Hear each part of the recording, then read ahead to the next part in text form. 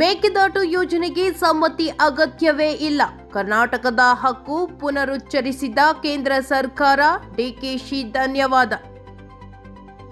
ಮೇಕೆದಾಟು ಸಮತೋಲನ ಜಲಾಶಯ ಯೋಜನೆ ನಿರ್ಮಾಣಕ್ಕೆ ಕರ್ನಾಟಕವು ತಮಿಳುನಾಡು, ಕೇರಳ ಹಾಗೂ ಪದುಚೇರಿಯ ಅನುಮತಿ ಪಡೆಯುವ ಅಗತ್ಯವಿಲ್ಲ ಎಂದು ಕೇಂದ್ರ ಸರ್ಕಾರ ಸಂಸತ್ತಿನಲ್ಲಿ ಸ್ಪಷ್ಟಪಡಿಸಿರುವುದನ್ನು ಮುಖ್ಯಮಂತ್ರಿ ಡಿಕೆ ಶಿವಕುಮಾರ್ ಸ್ವಾಗತಿಸಿದ್ದಾರೆ. ಸುಪ್ರೀಂ ಕೋರ್ಟ್ ತೀರ್ಪಿನ ಪ್ರಕಾರ ಕರ್ನಾಟಕ ತನ್ನ ಭೂಭಾಗದಲ್ಲಿ ಸಮತೋಲನ ಜಲಾಶಯ ನಿರ್ಮಿಸಲು ಯಾವುದೇ ರಾಜ್ಯದ ಅನುಮತಿ ಅಗತ್ಯವಿಲ್ಲ ಹಾಗೂ ಇತರ ರಾಜ್ಯಗಳಿಗೆ ಆಕ್ಷೇಪಿಸುವ ಹಕ್ಕು ಇಲ್ಲ ಎಂದು ಅವರು ಹೇಳಿದರು.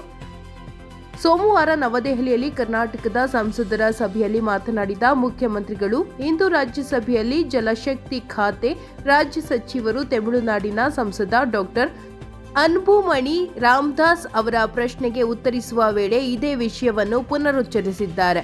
ಕರ್ನಾಟಕದ ಪರವಾಗಿ ಅವರಿಗೆ ಧನ್ಯವಾದಗಳನ್ನು ಸಲ್ಲಿಸುತ್ತೇನೆ ಎಂದರು. ಇದೇ ವೇಳೆ ತಮಿಳುನಾಡು ಮುಖ್ಯಮಂತ್ರಿ ಸಿ. ಜೋಸೆಫ್ ವಿಜಯ್ ತಮ್ಮನ್ನು ಭೇಟಿ ಮಾಡಲು ಬಯಸಿದ್ದಾರೆ ಎಂಬ ಮಾಹಿತಿಯನ್ನು ಸಂಸದರಿಗೆ ನೀಡಿದರು.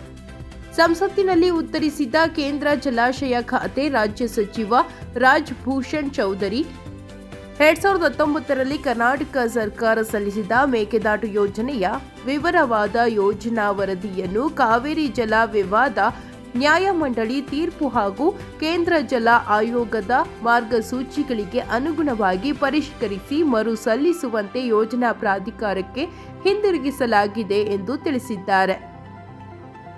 ತಮಿಳುನಾಡಿನ ರಾಜ್ಯಸಭಾ ಸದಸ್ಯ ಡಾಕ್ಟರ್ ಅನ್ಬುಮಣಿ ರಾಮದಾಸ್, ಮೇಕೆದಾಟು ಯೋಜನೆಗೆ ಕರ್ನಾಟಕವು ಕೆಳ ಹರಿವು ರಾಜ್ಯಗಳ ಅನುಮತಿ ಪಡೆದಿದೆಯೇ ಎಂದು ಪ್ರಶ್ನಿಸಿದ್ರು. ಬೆಂಗಳೂರಿನಿಂದ ಸುಮಾರು 100 ಕಿಲೋಮೀಟರ್ ದೂರದಲ್ಲಿರುವ ಮೇಕೆದಾಟುವಿನಲ್ಲಿ 67 ಟಿಎಂಸಿ ಅಡಿ ಸಾಮರ್ಥ್ಯದ ಸಮತೋಲನ ಜಲಾಶಯ ನಿರ್ಮಿಸುವ ಯೋಜನೆಯನ್ನು ರಾಜ್ಯ ಸರ್ಕಾರ ಮುಂದಿಟ್ಟಿದೆ. ರಾಜ್ಯ ಸರ್ಕಾರದ ಪ್ರಕಾರ ಈ ಯೋಜನೆಯಿಂದ ಬರಗಾಲದ ವರ್ಷಗಳಲ್ಲಿ ತಮಿಳುನಾಡಿಗೆ ನೀರು ಬಿಡುಗಡೆ ಮಾಡಲು ಅನುಕೂಲವಾಗಲಿದ್ದು, ಬೆಂಗಳೂರಿಗೆ ಕುಡಿಯುವ ನೀರಿನ ಪೂರೈಕೆ ಬಲವಾಗಲಿದೆ. ಸುಮಾರು 400 ಮೆಗಾವ್ಯಾಟ್ ವಿದ್ಯುತ್ ಉತ್ಪಾದನೆ ಸಾಧ್ಯವಾಗಲಿದೆ ಎಂದು ತಿಳಿಸಿದೆ.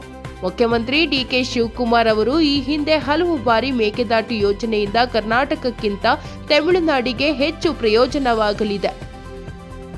ಸುಪ್ರೀಂ ಕೋರ್ಟ್ ಆದೇಶದಂತೆ ತಮಿಳುನಾಡಿನ ಪಲಿನ 177 ಟಿಎಂಸಿ ಅಡಿ ನೀರನ್ನು ಬಿಡುಗಡೆ ಮಾಡಲು ರಾಜ್ಯ ಸರ್ಕಾರ ಬದ್ಧವಾಗಿದೆ ಎಂದು ಹೇಳಿದರು.